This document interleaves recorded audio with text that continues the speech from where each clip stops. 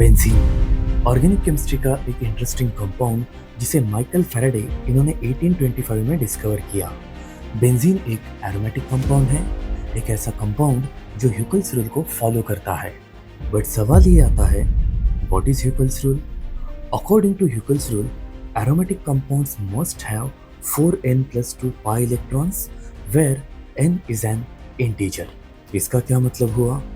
Aromatic compound वो होते हैं जिनके पास 4n plus 2 pi इलेक्ट्रॉन्स हैं, जिनकी वैल्यू हमेशा इंटीजर होती है। मतलब वो हमेशा 0, 1, 2, 3, 4 इस रेंज में आ सकती है, वो कभी फ्रैक्शन में नहीं आएगी। इसे समझने के लिए एक एग्जांपल की हम मदद लेंगे। For example benzene. बेंजीन के पास कितने पाई इलेक्ट्रॉन्स हैं? 6। So 4n plus 2 is equal to 6 electrons. तो इस इक्वेशन को अगर हम सॉल्व करते हैं तो n की वैल्यू आती है 1। That means it is an integer जो कि एक होल नंबर है। दैट मीन्स बेंजीन एक एरोमेटिक कंपाउंड है।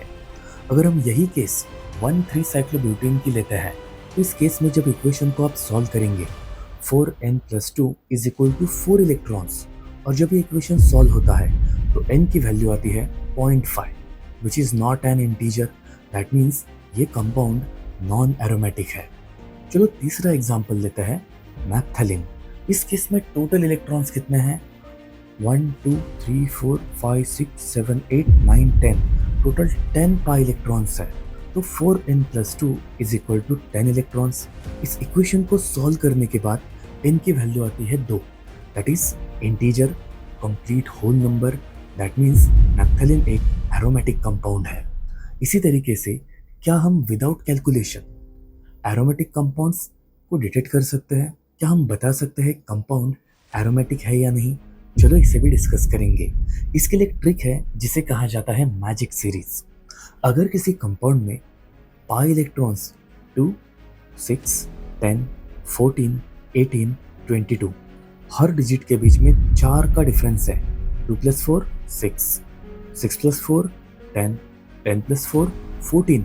अगर इस सीरीज में इलेक्ट्रॉन्स है तो उसे हम कहेंगे एरोमेटिक कंपाउंड।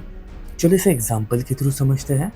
फॉर एग्जांपल पहला वाला कंपाउंड लीजिए। पहला वाला जो कंपाउंड है, इस कंपाउंड में 2 इलेक्ट्रॉन्स हैं, बट ये कंपाउंड यहाँ पे साइक्लिक स्ट्रक्चर को फॉलो नहीं करता है। दैट मीन्स ये कंपाउंड नॉन एरोमेटिक है। किसी भी कंपाउंड को एरोमेटिसिटी शो करने के लिए उसके अंदर साइक्लिक नेचर का होना बहुत ज़रूरी है। दूसरा कंपाउंड ले लीजिए। इस कंपाउंड के अंदर 2 इलेक्ट्रॉन्स हैं, प्लस ये साइक्लिक नेचर को फॉलो करता है। इसी के साथ और भी पाई इलेक्ट्रॉन्स हैं, 2 + 2 4। बट हमारा मेन कॉन्सेप्ट है कंपाउंड के अंदर साइक्लिक स्ट्रक्चर चाहिए और उसके पास पाई इलेक्ट्रॉन होने चाहिए जो सीरीज को फॉलो करेंगे। तो इस केस में 2 इलेक्ट्रॉन्स प्रेजेंट है, साइक्लिक स्ट्रक्चर है, तो ये कंपाउंड एरोमेटिसिटी को फॉलो करेगा। तीसरा कंपाउंड, इसके पास टोटल नंबर ऑफ इलेक्ट्रॉन्स 2 + 2 4 + 2 6। तो ये कंपाउंड एरोमेटिसिटी को शो करता है क्योंकि ये हमारे मैजिक सीरीज को फॉलो करेगा। Next compound 1, 2, 3, 4, 5, 6, 7, 8, 9, 10, 11, 12। क्या 12 इस सीरीज में आता है? Answer is no. तो ये कंपाउंड एरोमेटिसिटी रूल को फॉलो नहीं करता है।